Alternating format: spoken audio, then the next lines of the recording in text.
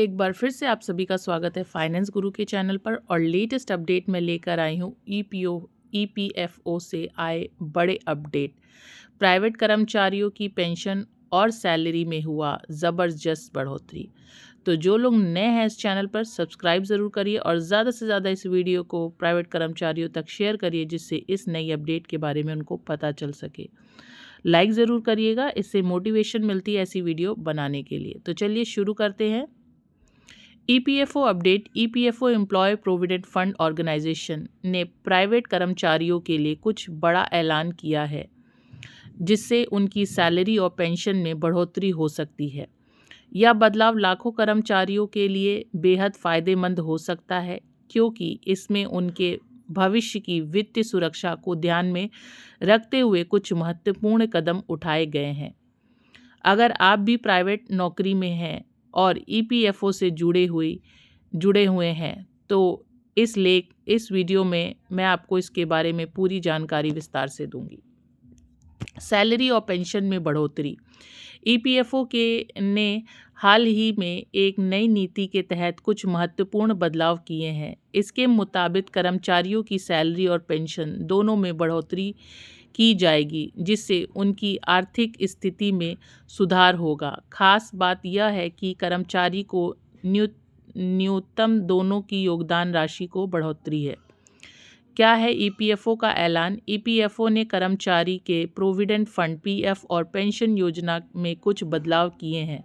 अब कर्मचारियों और न्यूनतम दोनों की योगदान राशि बढ़ेगी। इसके साथ ही कर्मचारियों की पेंशन योजना को भी मजबूत किया जाएगा, ताकि उनके भविष्य को सुरक्षित किया जा सके। कर्मचारियों को मिलने वाली सैलरी में बढ़ोतरी। नई नीति के अनुसार कर्मचारियों की सैलरी में भी बढ़ोतरी की जाएगी। यह बढ़ोतरी उनके बेसिक सैलरी और एरियल के हिसाब से होगी। इसके अलावा कंपनियों की तरफ से कर्मचारियों के प्रोविडेंट फंड और पेंशन को भी फिर से निर्धारित किया जाएगा। तो ये देखिए सैलरी बढ़ोतरी की टेबल किस तरीके से।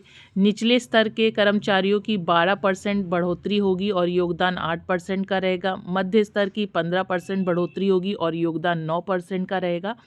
उच्च स्तर के कर्मचारियों की 18% बढ़ोतरी होगी और योगदान 12% का रहेगा। पेंशन योजना में बढ़ोतरी। ईपीएफओ के कर्मचारियों की पेंशन में भी इजाफा करने का ऐलान किया है। पेंशन में 10% तक का बढ़ोतरी किया जाएगा, जिससे कर्मचारियों को लंबी अवधि में अच्छे फायदे मिलेंगे। पेंशन में बढ़ोतरी का टेबल कुछ इस तरीके से है कि अब पेंशन में किस तरीके से बढ़ोतरी करी जा रही है नए और पुराने दरों में। आइए देखते हैं। तो इस तरीके से जो निचले स्तर के लोग हैं उनकी पेंशन बढ़ोतरी 10% यानी कि नई पेंशन राशि 5,000 है। मध्य स्तर 12% यानी कि नई पेंशन राशि 8,000 है। और उच्च स्तर 15% यानी कि नई पेंशन राशि 12,000 है। योगदान। पुराना योगदान जो कर्मचारियों का होता था 8%, नया योगदान भी 8% होगा। न्यूनतम 8% और नई दरों के तहत 10%। ईपीएफ और पेंशन के फायदे।